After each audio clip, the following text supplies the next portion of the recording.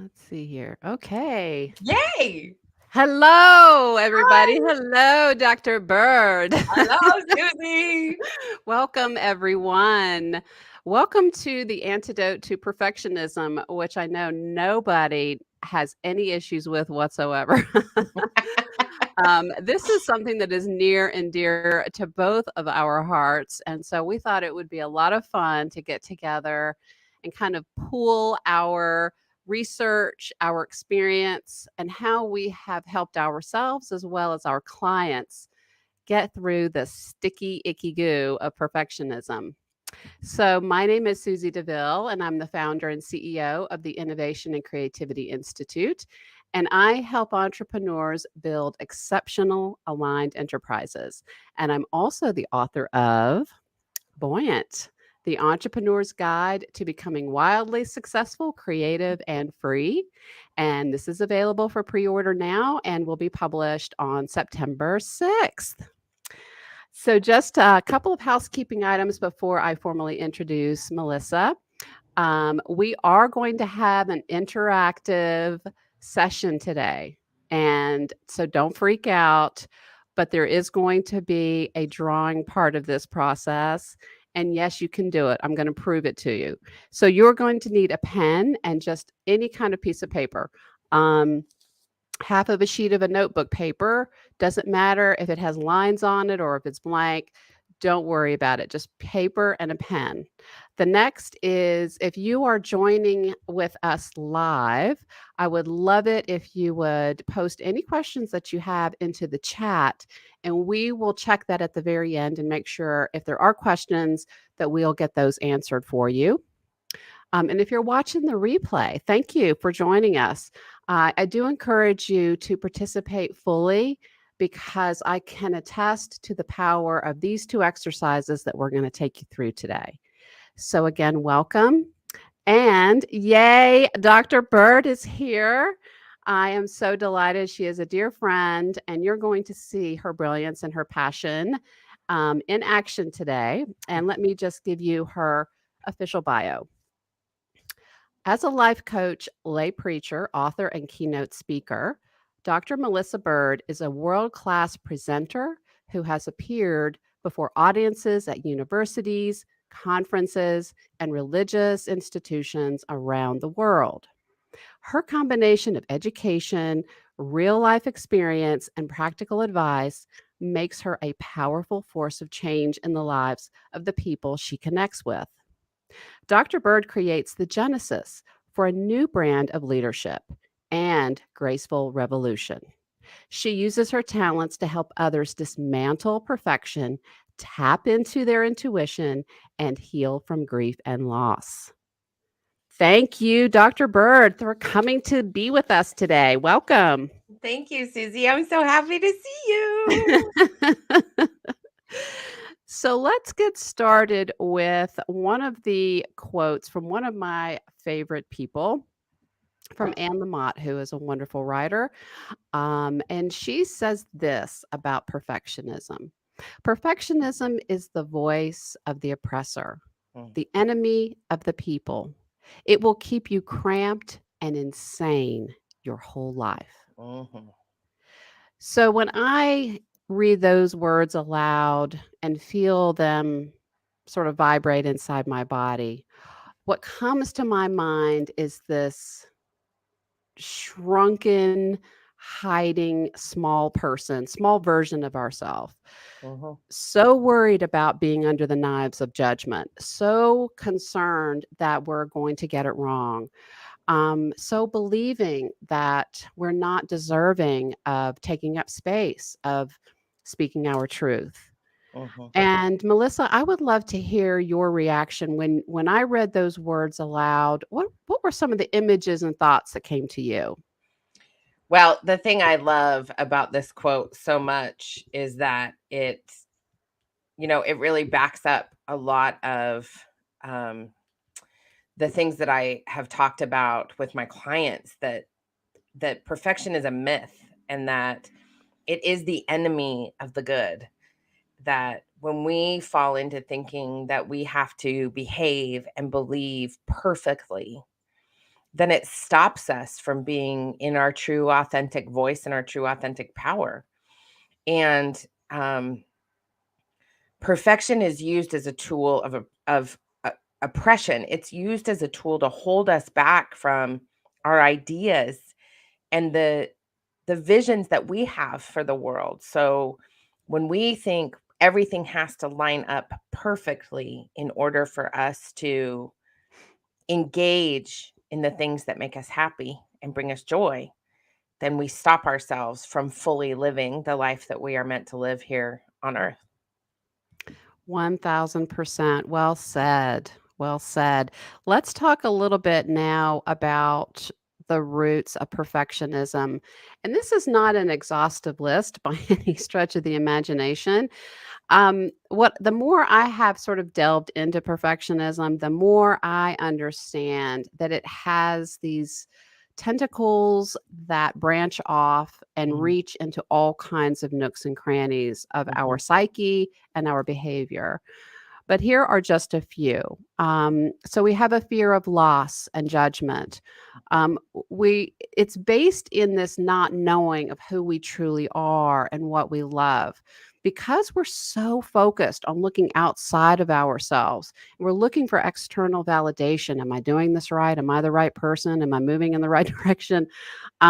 We just believe that there's going to be some kind of answer out there rather than going into our own truth and what it mhm. is that we want and what it Yeah. is that we love. We fear, of course, that we're not enough. That's that one. I think that oldie goldie shows up in just about every kind of conversation I have with an entrepreneur and a creator in some iteration, some form or fashion. That limiting belief is just a tenor chord in most of our lives. And the last is this belief that we have to achieve our way to acceptance and love.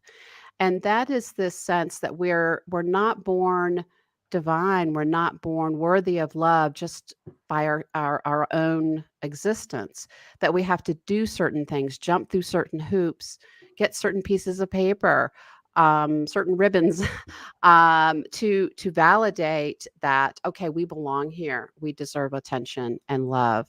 And I would be curious, Melissa, for you to look at these and think a little bit about your work with the tributaries to perfectionism and where this you see a nexus and what comes up for you.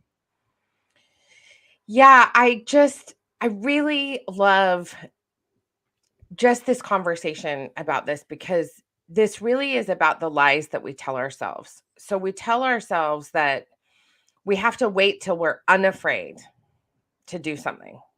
And that's not true. Because if we wait, we're just going to keep sitting here waiting. And what happens is that there's there's three reasons that we stay in fear and that we really stay stuck in that lie. And it's because we're afraid of losing friends, Mhm. we're afraid of losing family, and we are afraid of speaking up for ourselves and really losing love. So if we're afraid of losing friends, afraid of losing family, or afraid of losing love, then we are going to stay stuck in fear. And the lie is, and this is where I think I really, in my work that I do with my clients, in the writing that I've been doing, in the speaking that I've been doing, it's so eye-opening for people to think, oh, people actually resonate with me more when get out of the fear of losing friends, family, or love. When I actually speak who I am and I tell the truth of my existence, people come in. Mhm. They don't leave. They actually lean closer and go, "Oh, Yes. tell me more." Yes. Right? Because when we're open, that is an attractor. It's not a detractor. And the lie of the oppressor is that the more we shut off and wall ourselves off, the safer we are. And the exact opposite is true. And so when Oh. we allow ourselves to address the fear of losing friends, family, or love, then all of a sudden it opens us up to connection, and it changes the entire trajectory of how we engage in the world. Oh my gosh, that is so well said.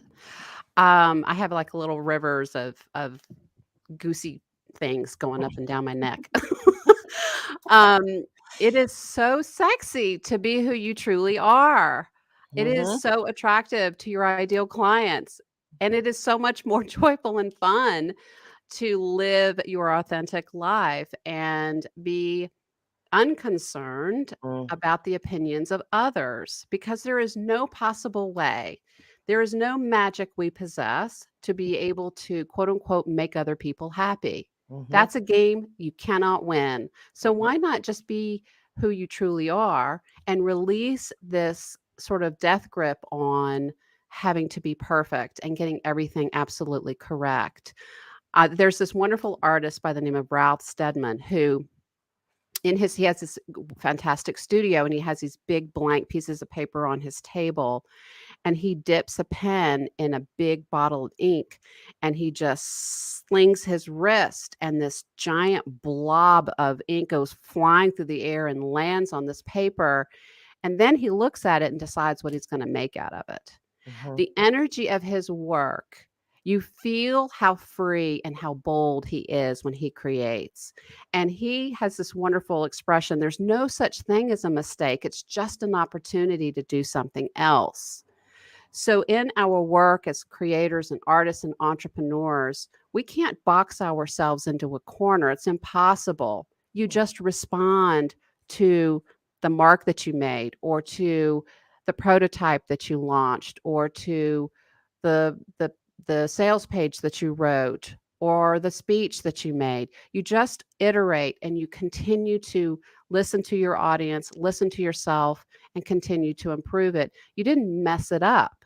Mhm. You had to have something down in order to respond to it and see and feel your own intuition and know where you want to go next. Mhm. So that connection to self and to your ideal market, by being authentic and true to yourself and releasing this fear of being completely abandoned, is powerful advice. I think Thank we you for also that. have to remember that we are part of a collective. We're not meant to do this in silos, and I think that's the other thing that is so powerful to remember, that the way we perpetuate all of the things that we are facing every single day, racism, sexism, homophobia, transphobia, white supremacy, all of these big things that are like out here, and they are meant to terrorize us. Those are the things of the oppressor. And when we recognize that we are part of a collective, and that each one of us, in doing our work, in starting our businesses, in continuing to run our businesses, those are the little things that help remind us that we are part of a collective group of humanity. And when we deny ourselves the brilliance of our voice and our message and our purpose here on earth, then we deny ourselves the connective tissue that we are meant to have as human beings on this planet right now. And that's what perpetuates oppression, is the silencing of our own selves. Your comments remind me of something that I saw in a film in 2005 when I was in an innovation and creativity class as part of my master's program. And it was a Nightline episode that was featuring the design firm IDEO. And one of the design team leaders said something that just took the top of my head off, which was, enlightened trial and error succeeds over the lone genius. Yes. And it gave me such relief, because I think we are always under this impression that we do have to work in isolation. And a Mhm. lot of us get it wrong in that belief that we have to kind of, as you put it, silo ourselves off from the collective Yeah. and work in this little cave of of aloneness, when in fact when we're iterating and prototyping and trying lots of things from a place of belonging, Mhm. we find the absolute resonant, powerful connection Yeah. to our intuition, our imagination, our creativity. Mhm. Yeah. Let's talk a little bit about some of these perils of perfectionism, and we've talked about some of these already.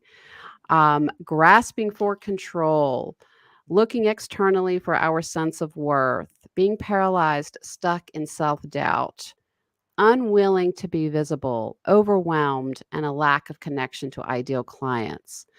In your experience working with clients, Melissa, which one of these do you think which one appears the most, and which one seems to be the most destructive in your opinion? There's actually two of them that really stick out for almost all of my clients. The first one is the looking externally for a sense of worth. I call it compare and despair. So I work particularly with people who have experienced shame and harm from religion, and who are really women who are really learning how to use their intuition in order to heal that wounding. And they start to look externally for their sense of worth from other people in their same, like other spiritual leaders, other gurus, other people who are engaging in spiritual entrepreneurship. And they start to look externally to validate the messages that they're receiving, their own spiritual growth. They look externally at all these other people and think, I have to do it like they are doing it. And it actually goes one step further than just us comparing and despairing ourselves against other entrepreneurs in our same field. We're looking for spiritual validation. Hmm. My clients are looking for spiritual validation from people who are expressing their own spiritual expansion. And it's such an individualized thing. So when we look externally for our sense of worth and don't realize that our sense of worth is in our hearts, it's there. That is where we are love and we are loved. And that means that our validation is already in us. That tapping into our heart and connecting with our own spirit gives us our sense of worth. And I think that is the damage that we are healing from this need to look externally for a sense of worth. And the other one is the unwillingness to be visible. We Hmm. have, and I know I was actually talking about this yesterday. Like, I know that there are places and spaces where it is dangerous to be visible. I have experienced those spaces personally in many aspects of my life, because of my activism, because I'm a member of the LGBT community, because I was working as a lobbyist. Like, I have experienced physical and emotional harm. I understand that. And the more we become visible, the more we step outside of our comfort zone and open ourselves up to vulnerability, the more we resonate with the people we are meant to resonate with. And that resonance is what actually shifts the dialogue. And so, if we are more willing to be visible, even if it's just in our little container, even if we think no one's going to see it, no one's going to hear me, I don't know why I'm doing this, but we follow the urge to be visible, to say the words, to express ourselves authentically, that starts to ripple out to other people. And it sends a message to the universe that we are here. And we put the little beacon of light on our head and it goes bing. And then our people start to come. Our connections start to be made. People start to say, hey, I don't really want to work with you because you're not my person, but here's a person that I think Hmm. would really benefit from your message. Hmm. That's how we ripple it out. And so if we are willing to be vulnerable and visible, not in an unsafe space, but really open, then we become a beacon of light to who we are meant to be a beacon of light for. Beautiful, beautiful. I think that one of the things that holds people back from using their voice and stepping into visibility and riding those waves of uncertainty and lack of understanding how this story is going to play out. We want to know. We want to know what the unknown is. Yeah. um, but one of the ways that we can pierce this veil is, and you have a beautiful exercise that I would like for you to take people through. You come at this sort of piercing of the veil through holding back and stepping through that portal of being willing to be seen and being willing to embrace the idea that it's ridiculous and silly to believe we're anything other than perfect Mhm. in our natural divine selves. And so you have one way of taking people through this process, and I have a little bit of a different way. And I think the sort of combination of the 1, 2 will perhaps be helpful for folks who may be struggling with this. So tell us a little bit about the process that you take people through, and then I want to, before you start the exercise, I want to read a little bit of a quote from philosopher Alan Watts. So this exercise came about because I was actually talking to my priest after I had preached a sermon, and he and I were talking about how we're in the middle of creation.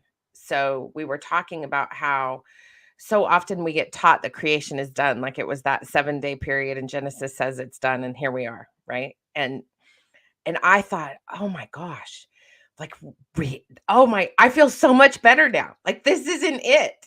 This is not the end. This is the beginning. Maybe it's the beginning. I don't know. I don't know how many millions and billions of years creation is, right? I don't know. I don't know." And I thought, "Oh, that's awesome." And then I started thinking about how we are part of nature. And so I started thinking about Mother Earth and about that for all of my clients, we have bought into the lie that we are separate from nature. So Mhm. that this story we tell ourselves that you've got nature, you've got Mother Earth, and then you've got human beings. And we're up here and we're more superior and we're better than, and then we anthropomorphize everything, right? And so I started thinking about how I could give my clients and the people that I work with and give the community, the collective, the vision that we are not any different than nature. We are of nature. Beautiful. So I would like to invite folks to close your eyes for just a minute as I read this quote from philosopher Alan Watts. And he's talking about mistakes. And I'm asking you to close your eyes so that you can just listen to the words and maybe let them land. Regard yourself as a cloud in the flesh, because you see, clouds never make mistakes. Did you ever see a cloud that was misshapen? Did you ever see a badly designed wave? No, they always do the right thing. But if you will, treat yourself for a while as a cloud or a wave and realize that you can't make a mistake whatever you do. Because even if you do something that appears totally disastrous, it will all come out in the wash somehow or another. Then, through this capacity, you will develop a kind of confidence. And through confidence, you will be able to trust your own intuition. And I love this so much, and it's a beautiful bridge to your exercise. So I'd love to turn it over to you and let you take us through your process. I really love that, Susie. That's like makes me a little weepy. I'm like, oh my gosh, that's it. That's the thing. Thank you for sharing that. Oh, it's so good. So I'd like to invite everyone to close your eyes if you have opened them again after listening to that beautiful quote from Susie. So close your eyes and just take a nice big deep breath in through your nose and out through your mouth. And feel yourself really ground into the earth with that exhale. And I want you to envision your most favorite naturally occurring thing, whether it's a butterfly or a bird or a waterfall or a mountain or a tree, whatever it is that occurs in nature and that you are tethered to, that makes you feel peaceful and whole. And as you envision that place or that thing in nature, that tree, that bird, that meadow, the sky, the forest, I want you to pick out one thing that's there and hold it and look at its colors and look at its shapes. And now I want you to say, thank you so much for being part of my world. I love you. And then fill in the blank with whatever it is. And now I want you to look at it. For example, let's say it's a tree. Say, wow, you're doing such a good job with those branches. You look so beautiful, but could you just get rid of that one branch? It's in the way of the sun. Or I see you, beautiful butterfly, but your wings are a little lopsided. Could you just make those symmetrical perfectly, please? Picture that thing that brings you such joy and happiness in nature and imagine criticizing it. Tell it isn't doing it right. And what it does is I saw Susie laughing, like all my clients laugh too. They're like, what? Because you would never speak to the sunset the way you speak to yourself. You would never speak to the ocean the way you speak to yourself. You would never look at Mount St. Helens and say, wow, you used to be a really beautiful mountain, but now you've blown your top off and you look dumb. You would never do that. Why do we do that to ourselves? The minute we remember that we are literally stitched together in the womb, lopsided. One ear is bigger than the other one. When you hold your hands together, one hand is different. See how much taller that finger is? We are literally lopsided with purpose. We are born imperfect. And when we recognize that it is our imperfection that connects us to the earth, it connects us to spirit. When we recognize that we are born perfectly imperfect, then we realize that the microaggressions we make against ourselves, the criticisms for not being perfect, the way we walk through the world is just as destructive to the earth as global warming and pollution and the killing of our animals. And that is what we are really being invited to remember as we move into, I would say, the next 50 years. Mm-hmm. How can we let go of this self-criticism, these microaggressions, the mean things? We pour tar on ourselves, and we would never pour tar on an animal. And that's why I love this exercise, because it creates such a cognitive dissonance that we go, I would never do that. So this is your invitation to stop doing it to yourself. Well, I have to share what came into my mind because it's blowing my mind. So, you know the walk. I have taken you along the Forest Service Road through the Nantahala National Forest, Yep. the very place that I'm referring to. Around the 1.5 mile mark, in a bend of the road, is this magnificent tree. Mm-hmm. And it is a deciduous tree, but it has had some trials and tribulations during its life. There is literally only one major sort of trunk part it's this very misshapen tree, and there's one section of it that's still alive. Out of all the beautiful trees along this trail in the fall, this one delivers this brilliant yellow color consistently every single fall, and it's the best tree. And I have always stopped and photographed it from every possible angle and enjoyed it and loved it, and photographed it in black and white too, because I have always enjoyed seeing the different shapes that it makes as the seasons progress. And I've never once thought about how there's only one section of it that's still alive and it's misshapen and there's all kinds of odd things going on with this tree. I've just stand in front of it, just absolutely adoring it. So that will be forever locked into my mind. Anytime I start to fall down the slippery slope of perfectionism, I'm going to bring that tree to mind. And I think it would be fun too, if you did the exercise and you had an image in your mind. Um, get that anchored into your mind. Mhm. Even see if you can print out a picture of it, put it on your journal. That's what I'm going to do with mine. Um, as a daily reminder to come back to yourself, to come home to yourself. I love that. Mine is the aspen trees in Utah because that's my home, and those trees are my home. That's where I envision my heart, and I actually have a picture of them that I randomly found in some store here in Oregon, like this random little picture of all these Quakies lined up, and I was like, "That's my home." And so that is the picture I have in my head, and it's very powerful to have a visual representation of Mhm. whatever it is that you visualized during that exercise because it really reminds you. Like, there's no way you'd go up to that tree, Susie, and say, "Wow, that yellow's nice, but could you add a little more?" Exactly. Or what's happening on the left side over Yeah, here? what'd you You know, do? get with it. Thank you for that. Oh my Thank gosh, I you. loved it.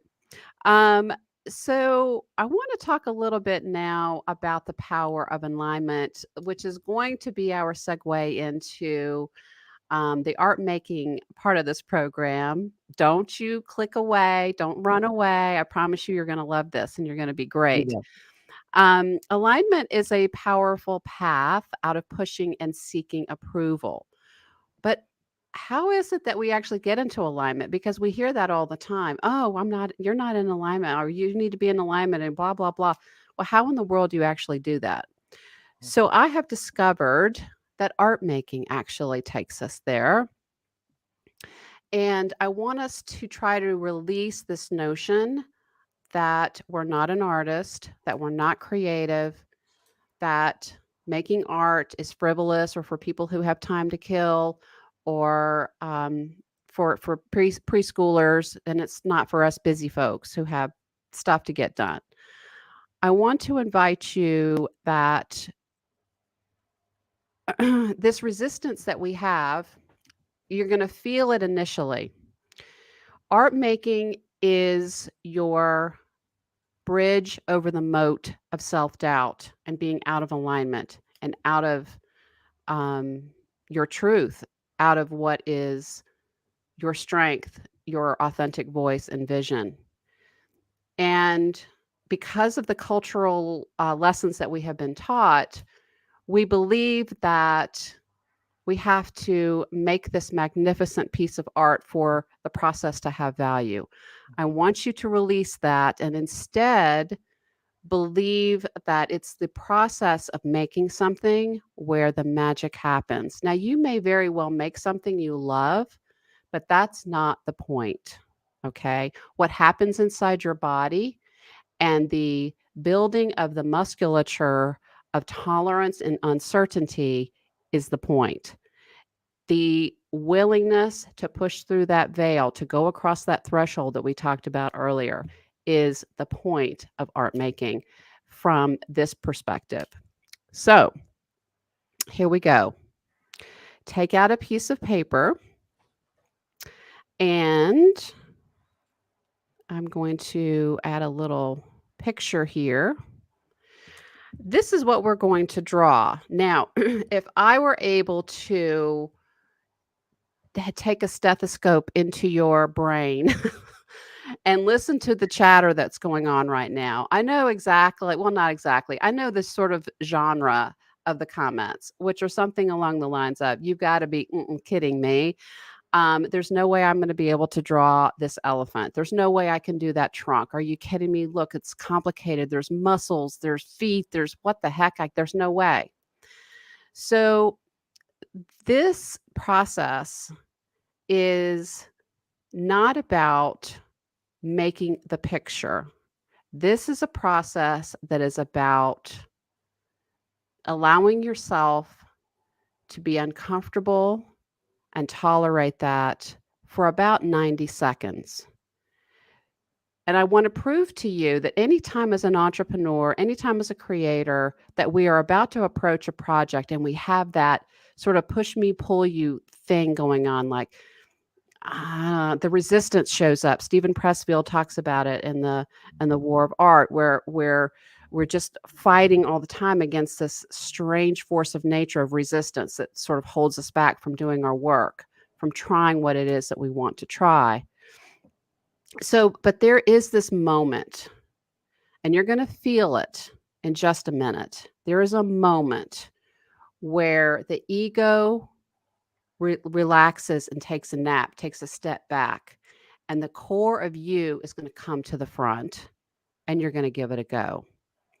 Okay, the other thing that's happening here with this picture right side up is that our language centered brain wants to label all these parts of this creature, which then is an opportunity for our amygdala, the part of our brain that sort of barks at lack and attack fears at us all the time, that there's no way that we can do that. We've never drawn a trunk before, so therefore we cannot do it.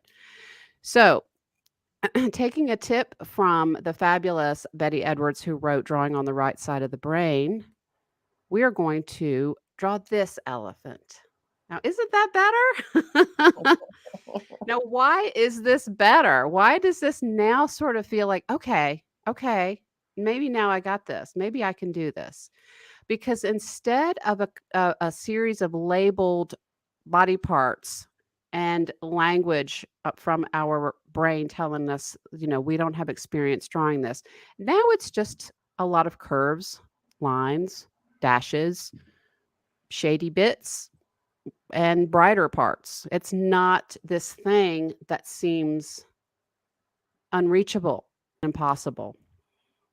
So, what I'd like for you to do is take out your piece of paper and your pen. You're going to have a total of 4 minutes to do this exercise, and Melissa has to do it. So And she's gonna Melissa have didn't know she was gonna have to do it either. I know. She is like steeped right now in the same soup of cortisol that everybody else is.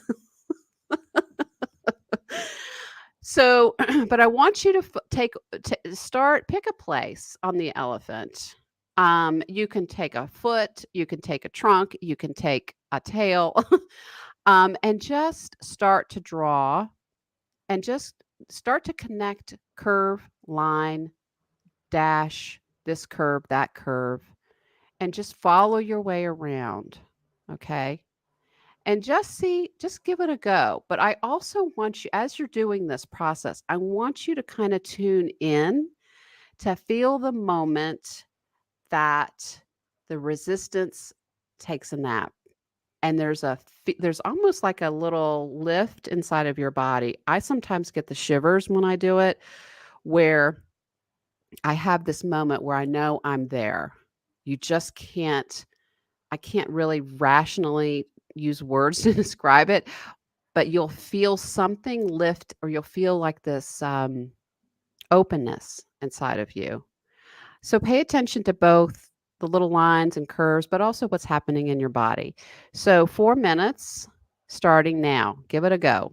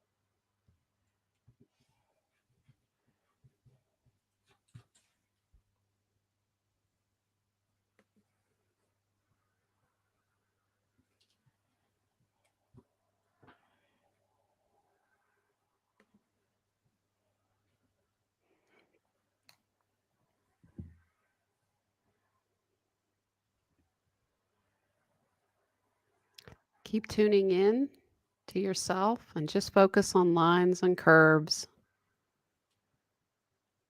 letting your pen or your pencil just take you along with it.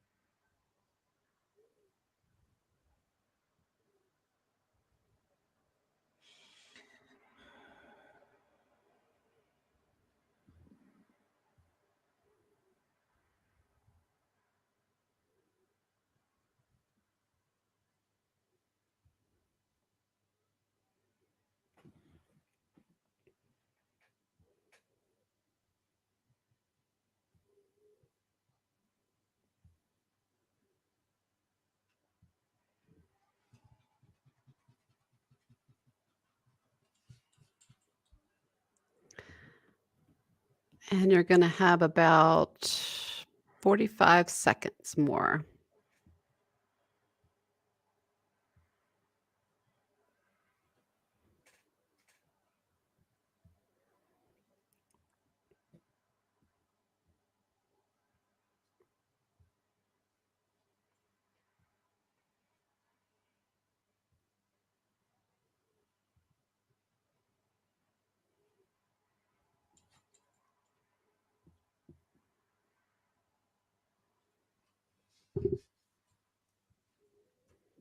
And just take a couple of seconds to kind of wrap it up.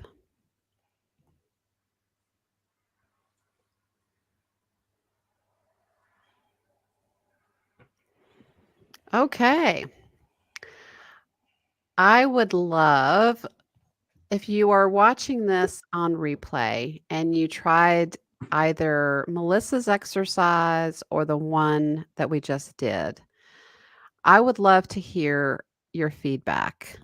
And I know Melissa would want to hear it too. So I'm going to put both of our email addresses on the screen here because I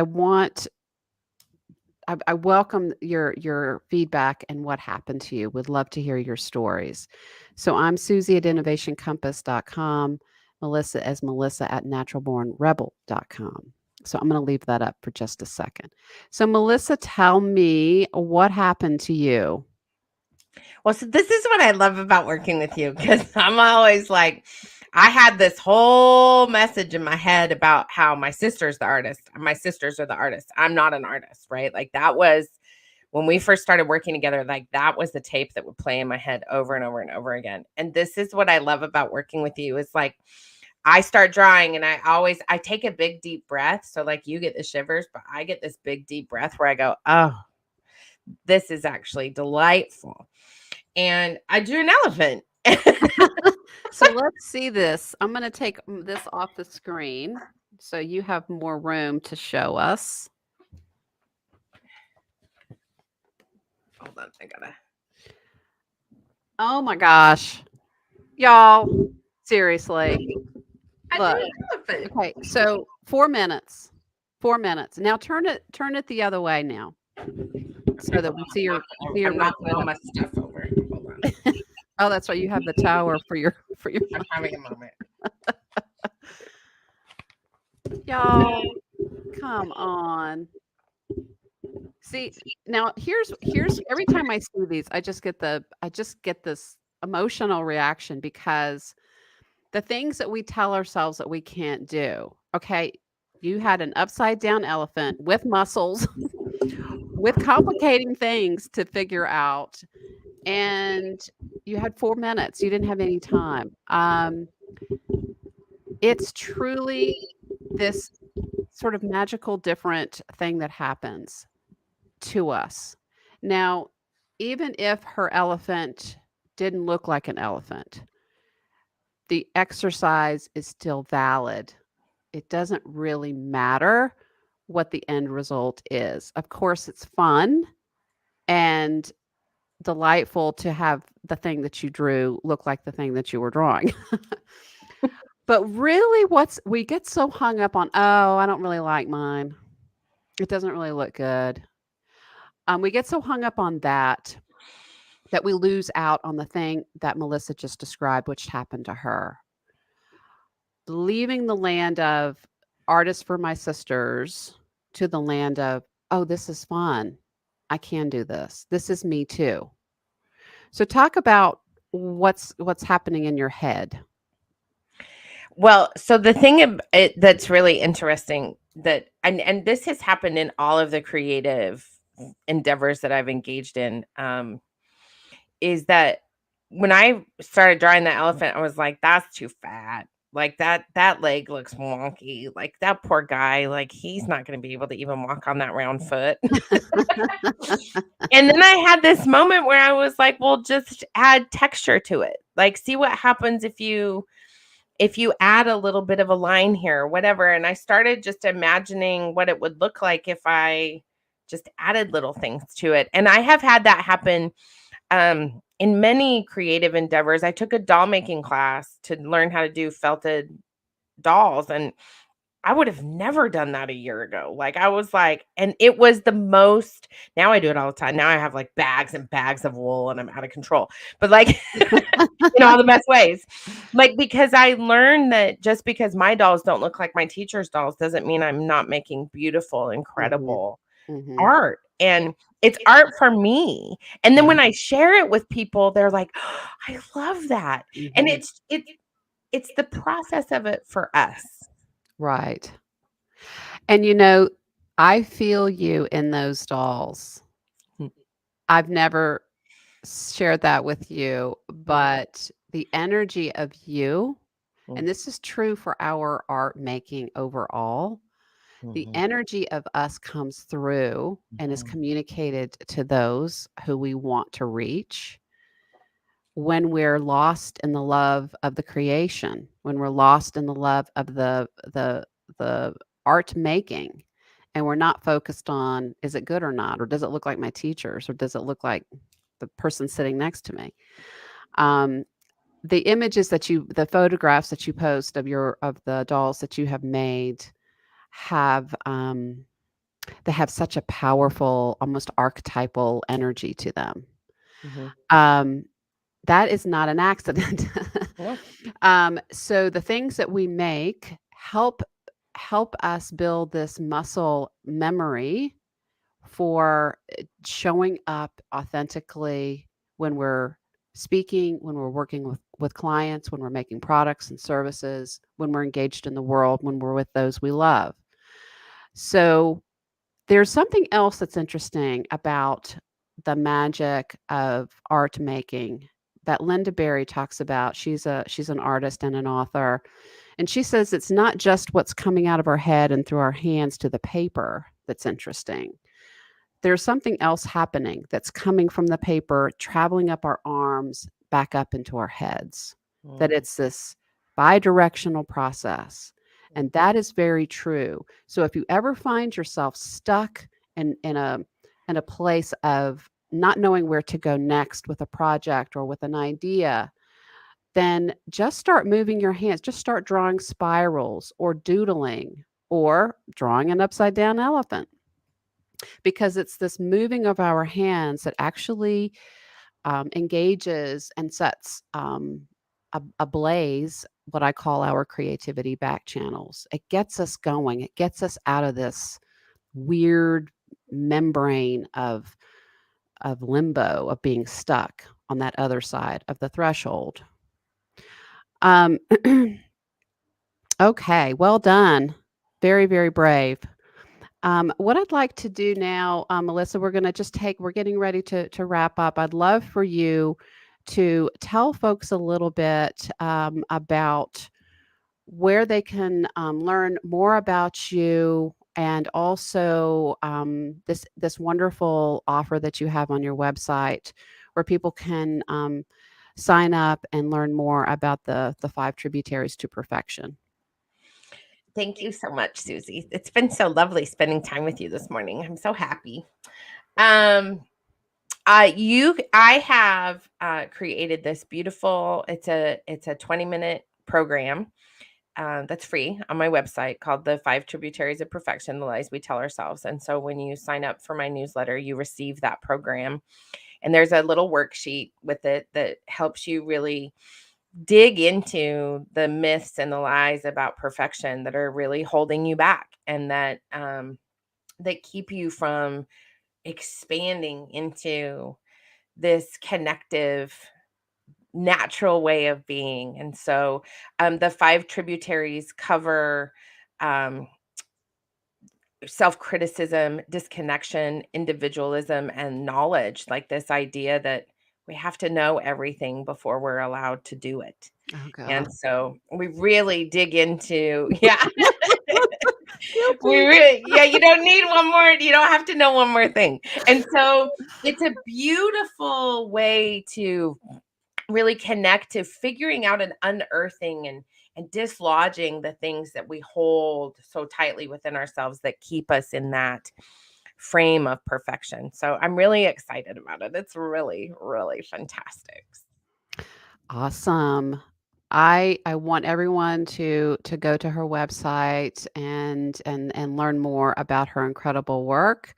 She also is interested in hearing from folks who may want her to speak at an event, or participate as a coach for you or healer.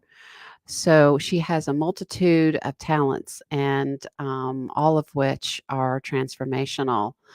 I would love to invite you to So take a look just at. hop on over. Oops, did the screen freeze? Did I lose you?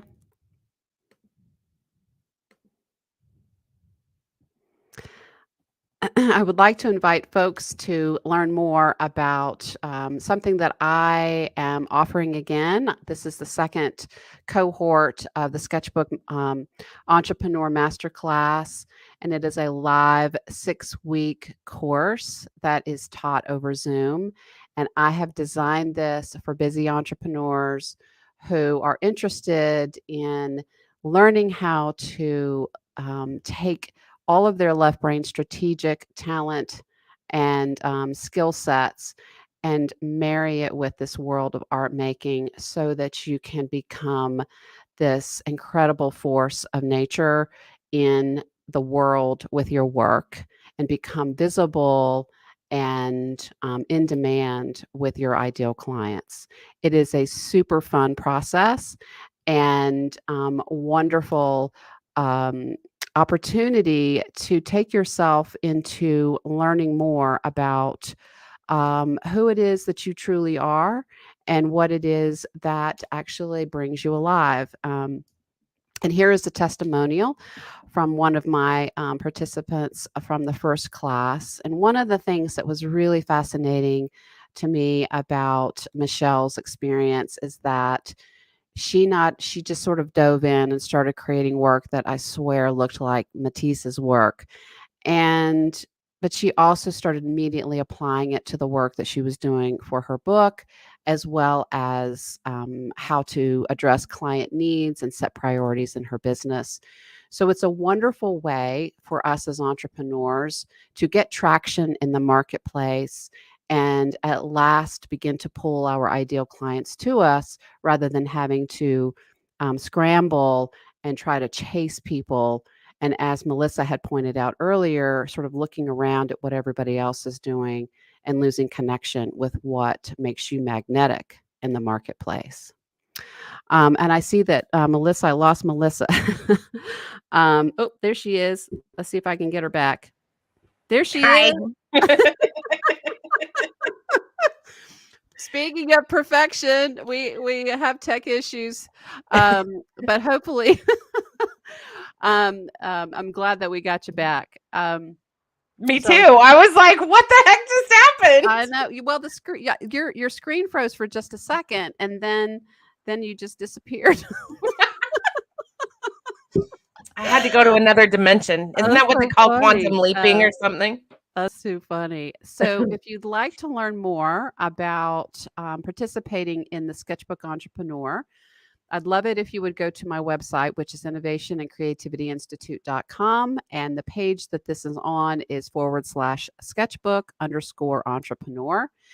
And we get started on July 18th. I want to emphasize there is no previous art experience or talent necessary. In fact, your newbie status is an advantage because you don't have sort of layers of maybe old habits and old mindsets to pierce through.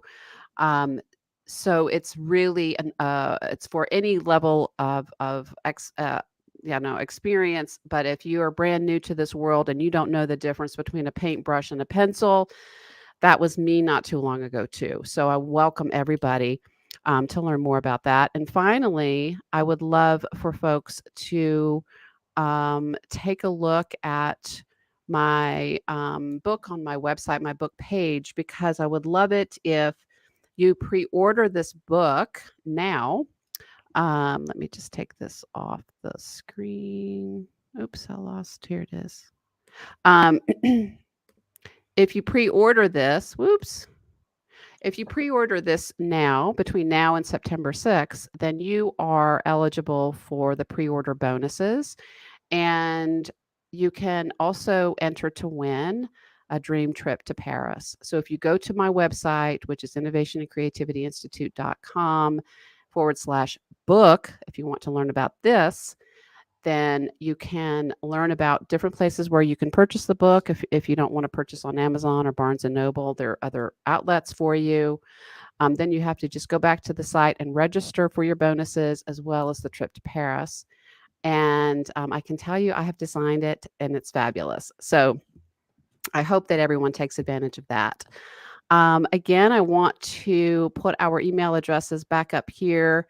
If you have any questions for us or want to share feedback or would like to know more about the work that either one of us do in the world, or just would like to reach out and share what you learned today, we would love to hear from you. And again, I can't thank the fabulous Dr. Melissa Bird enough for coming on here and sharing her great energy and wisdom and experience with us today. Did the screen freeze again on us, Melissa?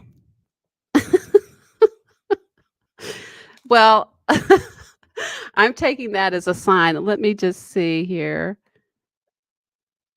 Yep, I've lost her again. So, but we will take that as a sign to sign off. Again, we both thank you very much.